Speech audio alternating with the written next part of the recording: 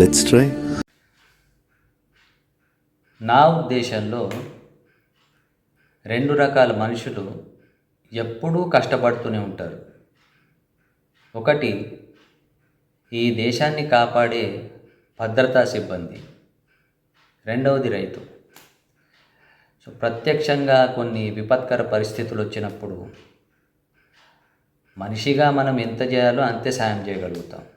కానీ పరోక్షంగా ఏం చేయొచ్చు అని ఆలోచిస్తే అప్పుడప్పుడు మనం గుడికి వెళ్తుంటాం కదా, చిన్న గుడో పెద్ద గుడో గల్లీలో గుడో వెళ్ళినప్పుడు వాళ్ళు బాగుండాలని అన్న సంకల్పంతో చిన్న అభిషేకము, చిన్న అర్చనను, లేదో వాళ్ళ పేరు మీద హుండీలో మనకు తోచిన విధంగా ఎంతో కొంత డబ్బులు వేయటము చేస్తే బాగుంటుంది. మళ్ళీ దీనికి మేము చేసినామని చూపించుకోవడానికి ఫొటోస్ తీయటం కానీ, రీల్స్ చేయటం కానీ, లేకపోతే ఈ గల్లోళ్ళు ఇంత చేసిండ్రు, ఆ గల్లోళ్ళు ఇంత చేసిండ్రు అని కాంపిటేటివ్ వేలో చేయకండి.